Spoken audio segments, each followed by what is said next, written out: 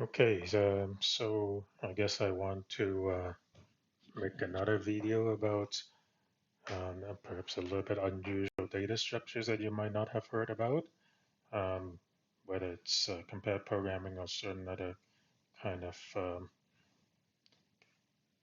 solving certain kind of problems outside of compared programming. Um, this is something that can be useful. So just want to show you something new that you haven't seen before and a little bit about how it works internally as well. For compared programming, perhaps you don't care how it works internally because you can just use, I guess, some kind of a library or my code library to, and then just paste it in. But it probably is a good idea to know how it works underneath in case you ever need to do something similar, but not quite the same. All right, so let's perhaps start by saying, well, what is the problem that we're trying to solve, and then talk about how to what this data structure is. All right.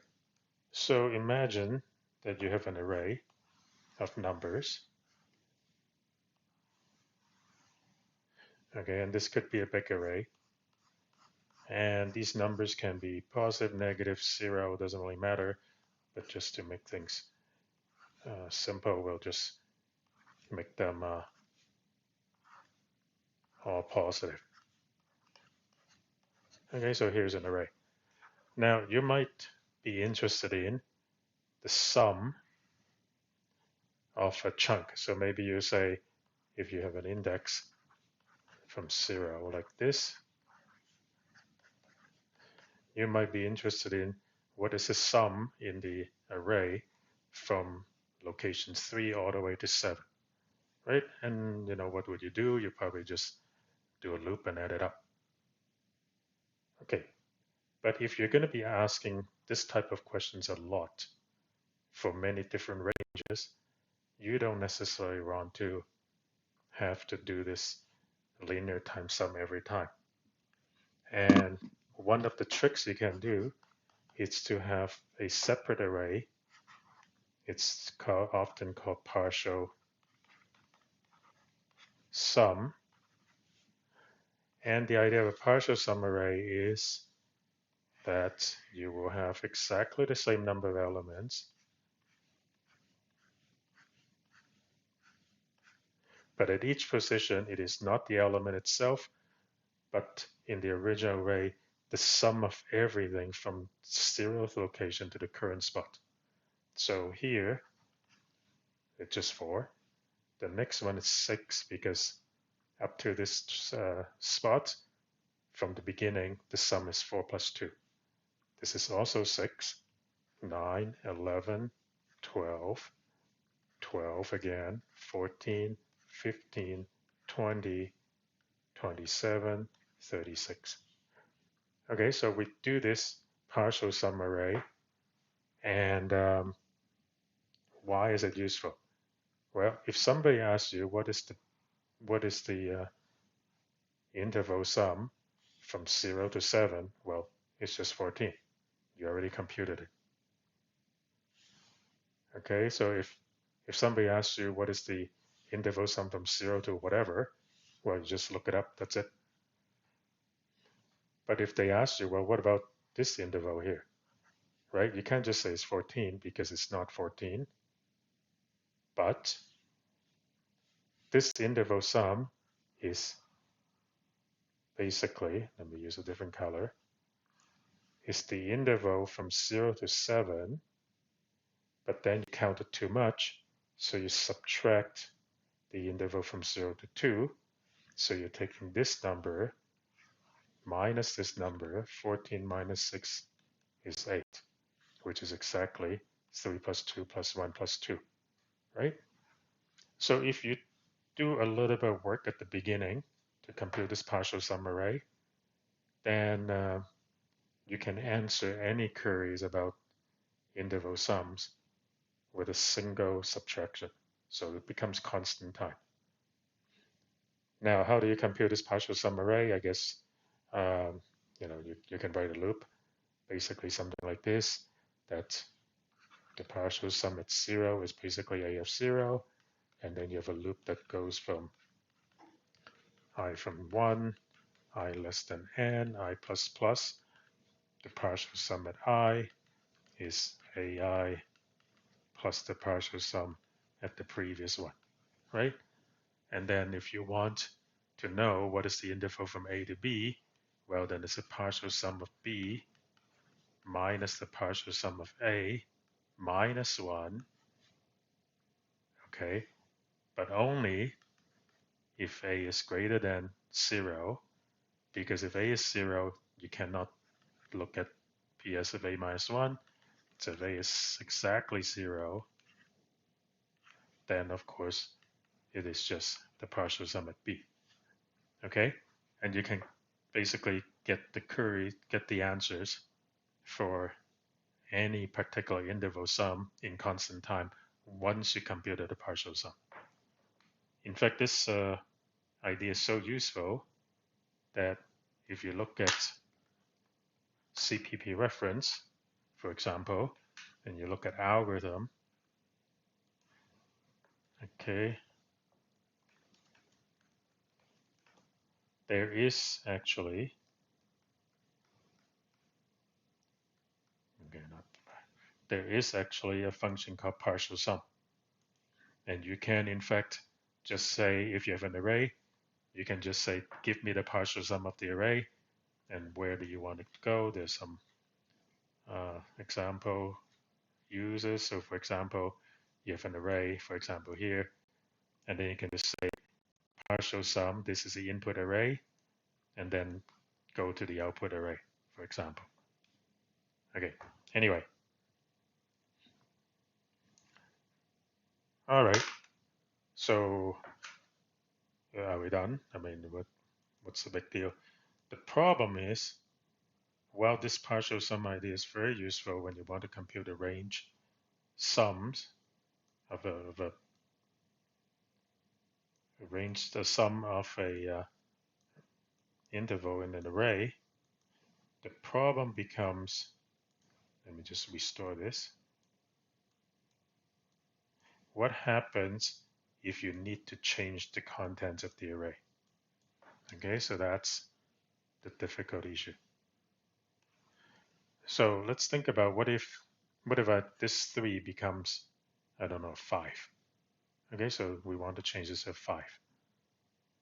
Now the problem is, well, it's easy to change one single value in the original array.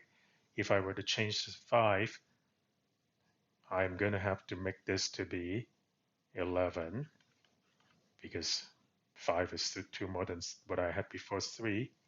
But not only that, every single one of these numbers have to be increased by 2, because my partial sums is now 2 bigger from this point on.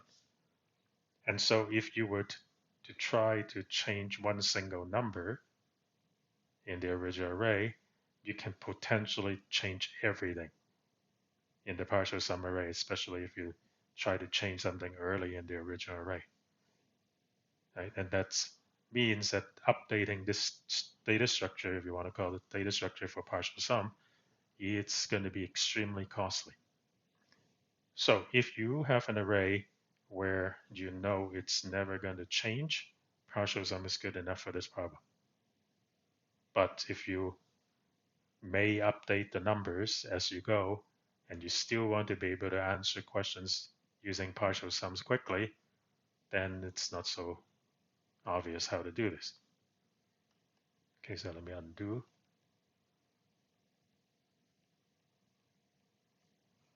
All right.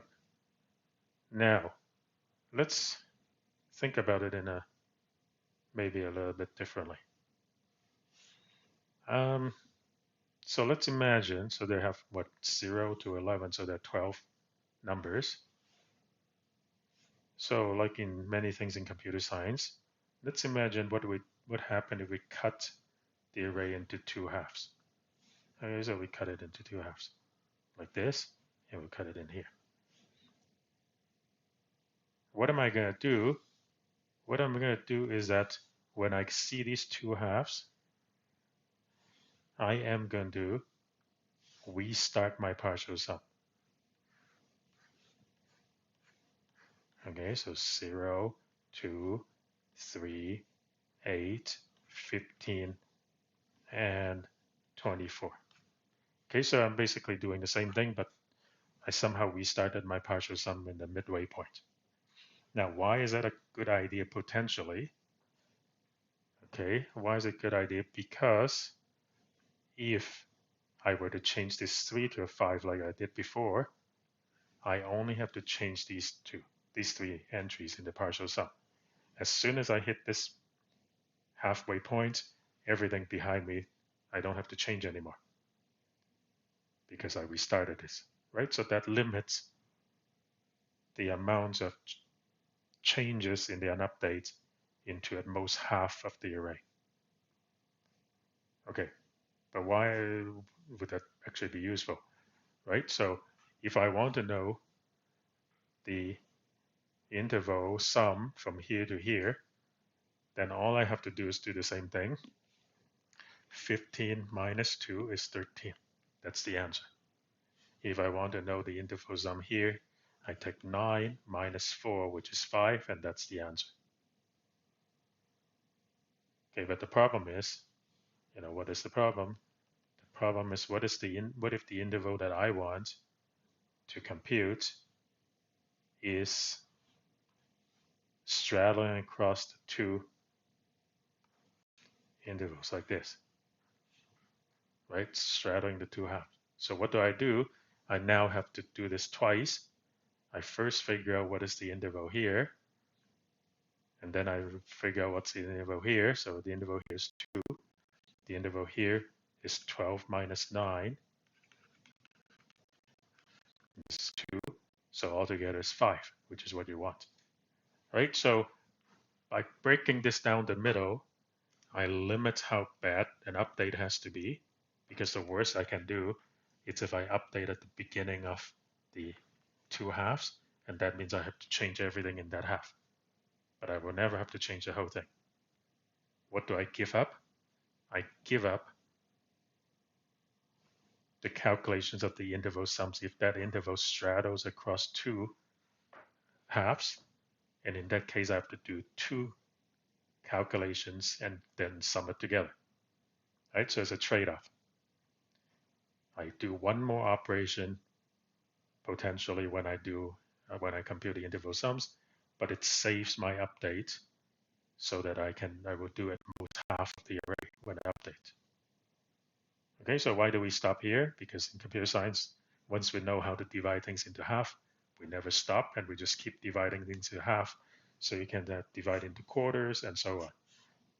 Okay, and that's basically what happens in a Fenwick tree, or sometimes called binary index tree. We basically just say, okay, now that you have divided in two halves, what do we do with this half? Well, we divide in two halves again. And what do we do in this half? We divide in two halves again, etc. And that's how we often do things in computer science, right?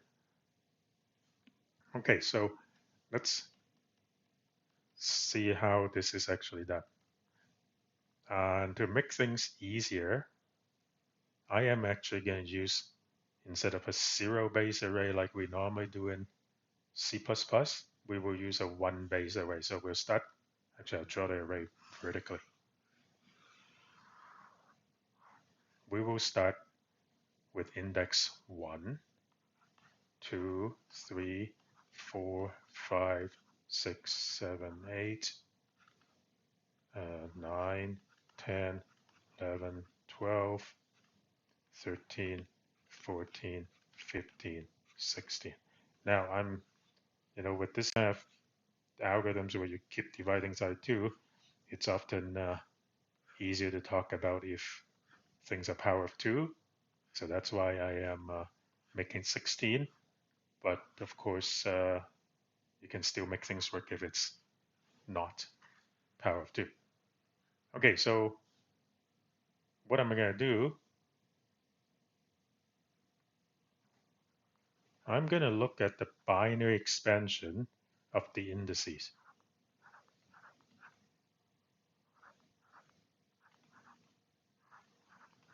Okay, so we'll just write down all of these. Actually, I think I need one more bit because the 16, I need 5 bits.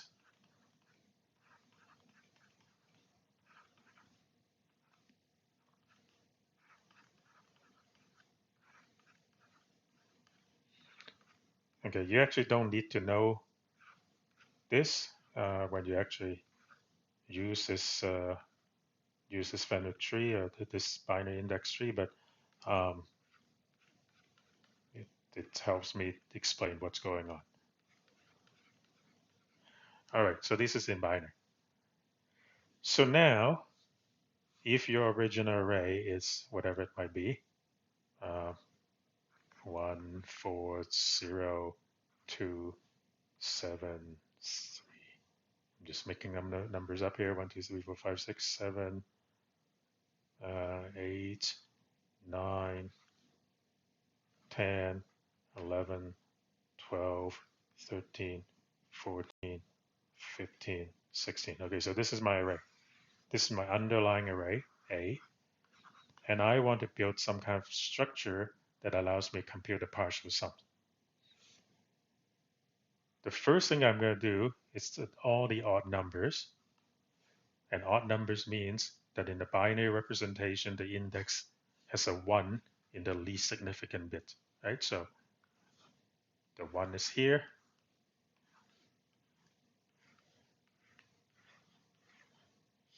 And what I do, it's very simple. I just copy the corresponding entries from the original array.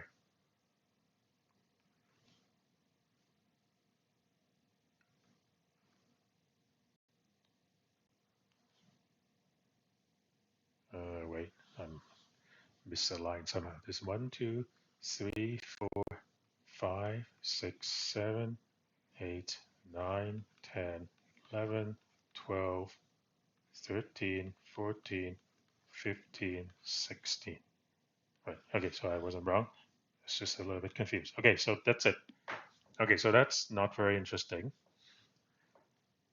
Now I look at the ones that have 1 that ends at 1, 0. Okay, so this is 1, 0, 1, 0. These are the 1 zeros. And 1, 0 is in binary 2. And what this does, what these are going to store is the entry of 5, of 4, plus the odd number that you just saw. Okay, so 4 and 1, it's 5. 2 and 0 is 2. 7 and 3 is 10. 2 and 0 is 2. 2 and 10 is 12. And then 3 and 0 is 3. 4 and 1 is 5. And 1 and 2 is 3. Oh, wait, sorry. This is not, hang on. Forget. I did something. I should only fill in the ones that are just, that ends at 1, 0. Okay, let me try it again. So 5, this is 1, 0 here, 6. So this is 3 and 7. And then 1 and 0 is this one. So this is 12. And then 1 and 0 is this one. So this is 5. Okay, so what are these? 1, 0 is 2 in binary. So that means these are the groups of 2s, the sums of groups of 2. Okay. And then I look at the ones that ends with 1, 0, 0. Where else ends with 1, 0, 0? These two. So just 4 and 12. 1, 0, 0 is 4. So these are groups of 4. So it's 2, 0, 4, 1. So it's 7. Okay. But while this is true, I actually don't need to completely compute this from scratch because I can say, of course, there's 2. I need to add 0, but then I need to do the 5 because 5 is already the groups of things before me. So there's a way that I can figure out and not have to add everything from 1 to 4. I can just say add 4 and 3 and then add 2, and I don't have to do 1 anymore. So there's 7. And then down here is similar. these are the 4, 12, 11, 10, and 9, but I actually don't have to do, I actually have to just say 3 and 0, and then plus the 12, so that's 15. Okay, I can kind of stop.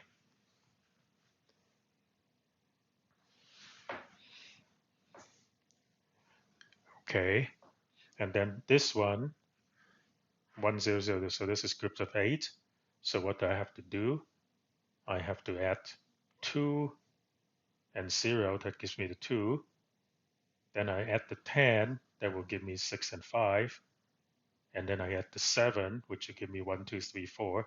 So every time you add one more, you're adding a group that's sort of double the size. Right? At the beginning, you add 2 things that are groups of 1, then you add the 10, which is a group of 2s, and then the next one you're adding groups of 4s. And so the number of times you do this is kind of logarithmic, because every time you do this, you're basically doubling. So anyway, what is it? 2 plus 0, that's 2 plus 0 is 2, plus 10, so that's 12, plus 7, that's 19. So let me just quickly check if I've screwed up. 1 plus 4 is 5, 7, 14, 17, 19. So that's exactly right. And then finally, in this array, the last one is 16. So that's basically, I have to add up what? 16 plus 5. This 1 plus 2 is 3. Then I have to add 5 and 1. So that's just add the 5, because 1 is included in the 4 plus 1.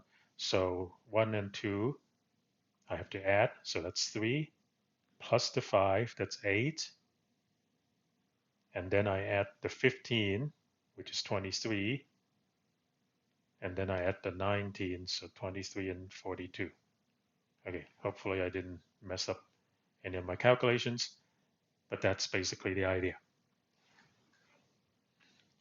So if I look at the left, the rightmost least significant bit, I basically look and see how many zeros there are in the trailing part, in the least significant part, and look for the first one.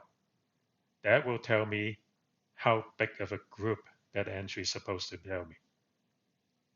Okay? Now, what is this structure good for? The structure is good for asking what is the partial sum at a particular spot at I.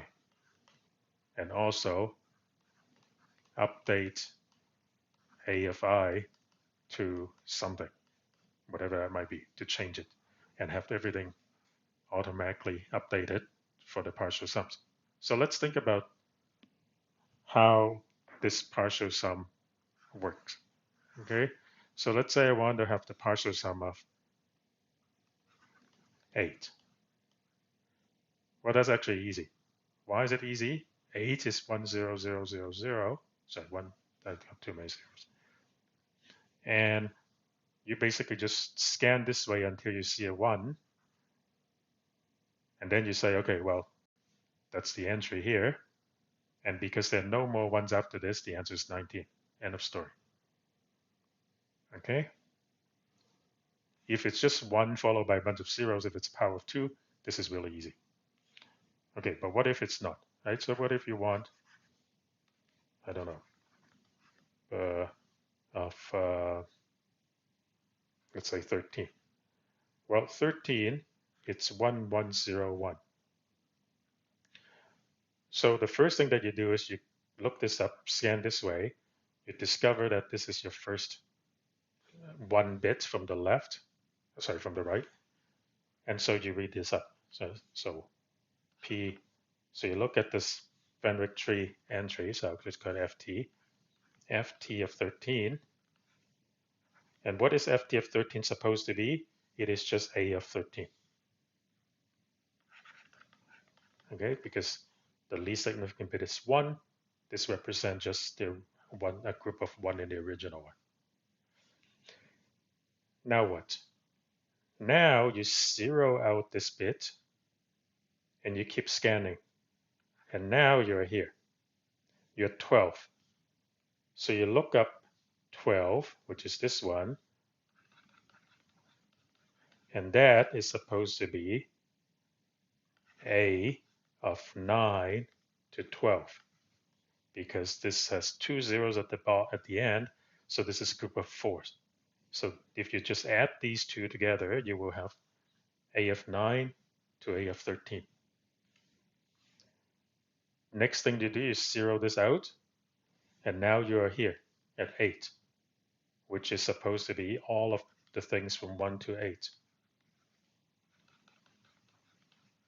So if you look up these three entries, add them up, you will actually get the partial sum of 13. And the way this works is that basically every time you scan from left to right, when from right to left, from least significant to most significant, and when you see a 1, you would flip that 1 to 0. And because there are only log n bits you can flip, this process will take at most log n time. So computing partial sum at I takes log n steps. Okay, what about if I want to update? Right, so let's say that I want to update, let's see something early. Let's say A3, I want to change it from 0 to, I don't know, 2. Okay, so I want to change this to 2. Okay, so what do I do? Right, so 3 has this binary pattern. So immediately I am going to update this and change it to 2. Let me use a different color actually. Okay, so that's easy. But I also need to update this because the 3, it's included in A4, this partial sum of 4. How do I get this? I look at this number and I look at the least significant bit and I add it. And this will give me this index, which is this one. And I would also come and say, add 2 to it. Okay, so 4, the entry for 4 covers everything from 1 to 4. And so if 3 is touched, then this one also has to be updated at position 4. Okay, but are we done? No. Because from 1 to 8, this entry from 1 to 8 also includes 3. So this one has to be updated too. And how do I do that? Again, I look at the least significant 1 and I add it. And now I get this entry. And then I need to add the 2 to it. So this becomes 21. And finally, the last one that I have to deal with is this one. And I update it. And basically, every time I add a bit, every time I add one of these numbers to get to the next one, so the least significant bit, the least significant 1 bit always get pushed to the left, right? So I start from here, then I get pushed here, and I get pushed again, and so on. So the number of times I can do this push, it's basically the number of bits I need for n, right? So what if I try to push this? Again, if I try to do this, I would end up with the index 32, but 32 is bigger than my container, so I stop. So again, updating also takes log n time. Now, there's something that may be a little bit weird. The thing that's a little bit weird is that if you actually want to ask, what is AI in this array? If you don't store AI separately, so let's just say that you only use this structure to store your partial sums, then the only way you can get AI, it's basically the partial sum at I minus the partial sum at I minus 1, assuming that I is not 1, right? If I is 1, then you just look at partial sum of 1. So you actually, if you want to get the original array element, it actually takes two log n calls. Or you can just also in parallel keep track of the original array if you wish. Okay. So what I've described to you, it's what is known as either some people call it a Fenwick tree or a binary index tree for the reason that the index is a binary. But maybe it's unclear why it's even a tree because I just gave you an array, right? So what is this tree business? Um, when we push our bits up or down, left or right, when we're talking about computing partial sums or computing or updating something, you can think of it as walking up and down the tree. So, for example, there are many ways you can look at this, I guess. Um, actually, let me just go to the Wikipedia page, I guess. Um, okay, so they use zero base, but it doesn't really matter, I guess. So in the leaf nodes are the ones, the entries that basically have ones in the rightmost bit. These are the single items, right? So for example, here, this is just a single item for the first element. This is single item for the next, okay, this is zero base. So this is the single item um, at position 3, at position 5, 7, and so on. And what's this? This is the parent, which would then be the groups of 2 that contains this. And this would, and so on. And so this is a group of 8, and then it contains these. But basically, when you walk up and down with this, what I talked about, that's basically what we describe. So, for example, if you're here, when we talk about adding finding the partial sums of something, you might start from here and then you wipe out the last bit, and now you're here. And then if you wipe out the last bit, you're here. So you're kind of walking up the tree. In terms of the complexity, right? Searching. So this is like how do I pose? Like finding the partial sum. It's log n time. Inserting, or actually, it's more like updating. It's also log n time, and it takes linear space. And also the initialization of or the original array can be done in linear time as well, if you're careful. Okay. Um, so the question might be why you want to use this. There are many different reasons. One of them is to compute the cumulative sum uh, or to compute sort of the sum of any arbitrary arrays many times, many subarrays. It says something about maintaining counts of each symbols produced and needs to convert to cumulative probability. So if you're doing a frequency count, but you need a cumulative counts, that might be useful. Yeah, Fenwick tree is an implicit tree whose nodes are consecutive number and parent-child relationships are determined by node indices, blah, blah, blah.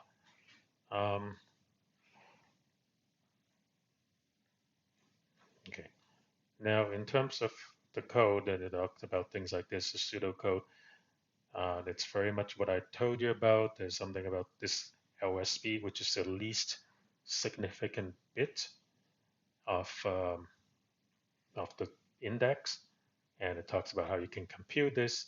And in C++, you can compute it like this. So it's n, the number, bitwise n, the negative of that number. And negative of that number in C++ or in most computer representation is a 2's complement representation, which if you have learned that, it basically means flip all the bits plus 1. Okay. Um, so let's look at prefix sums and applications. Where was it?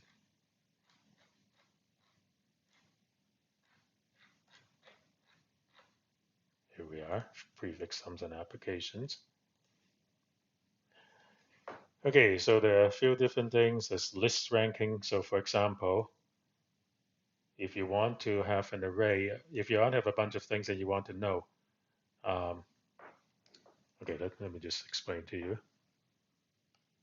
So let's say you have a bunch of numbers, right? 1, 2, 3, 4, up to n. And I ask you, in this set of numbers, what is 4 in its position of sorted list? And you say, well, of course, it's fourth. If it's, tens, one, and so on, that's easy.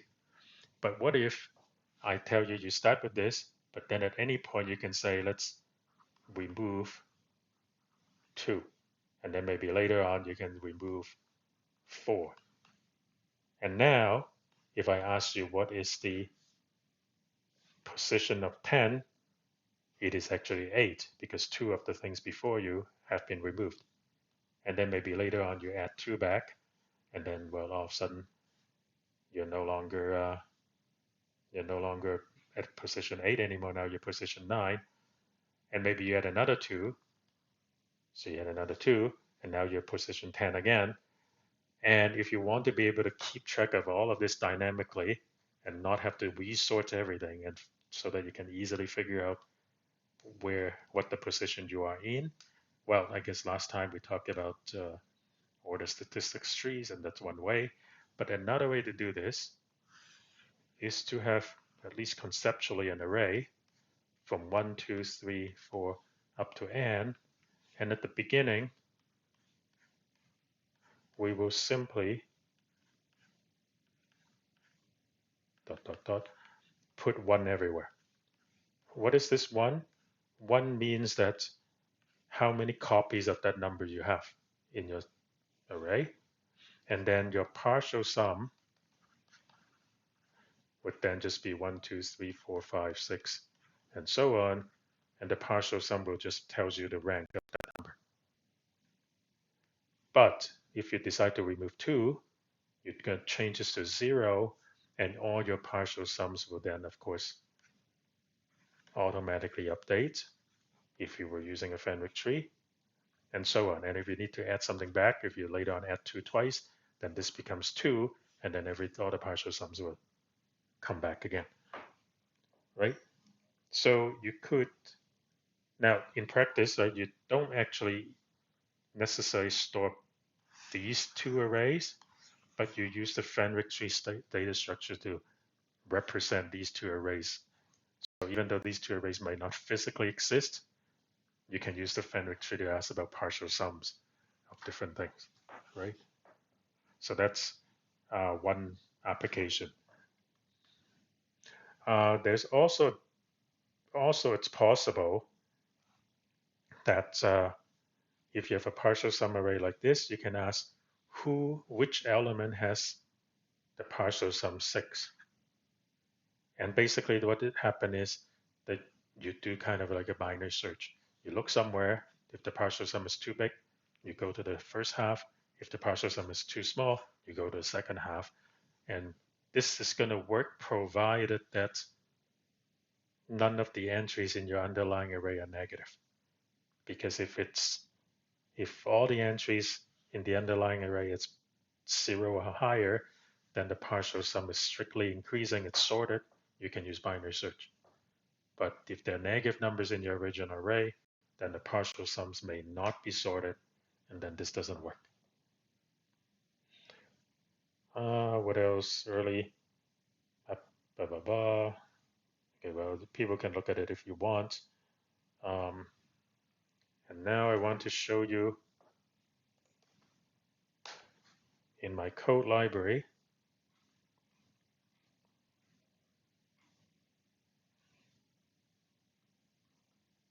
Here it is, Fenwick tree. So there's so anyway, there's references and so on. What can you do? You can initialize the tree from a list of n integers. So if you give it an array, you can initialize it, or you can just have it initialize as 0. So if you use this constructor, it's just going to initialize it so that the underlying array, even though it's not stored, but the underlying array, it's all zeros. Or you can initialize it with a particular array that you give. Um, you can ask what is the entry, what is the cumulative sum or partial sum at a particular index k. So this is now the way that I have it. It's all 0 based, and it will take log of k steps. That's the k is the index that you're querying. You can read the entry of, so this is if you have the original array, or if you want to know what is the entry of that original array at the particular point k, they'll take log n time. So this would be, so this cumulative sum array, sum function, this get entry function.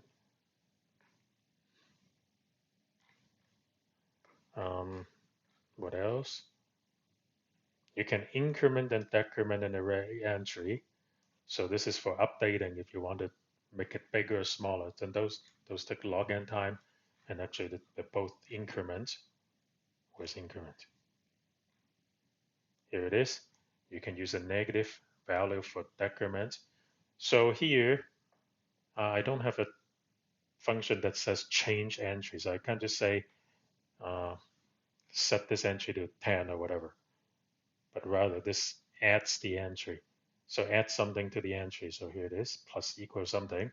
So if you need to change it to specific value, then you need to know what is the change that you want to use this function. And then given a value, find an index such that the cumulative sum at that position is a value. So this is assume that all entries are non-negative. And the only one that really needs that assumption is this one. And this is called get index, sorry. Return the largest index such that the cumulative frequency is what is given, or minus one if it's not found. Okay, so this is a binary search thing. And if there are multiple entries where the partial sum is what you're looking for, it will return the largest one. So how can you have multiple entries of the same partial sums? Because you can have a bunch of zeros in the underlying array. And that's it. This is the data structure. There are definitely many different applications that you can have, and we can go through that later.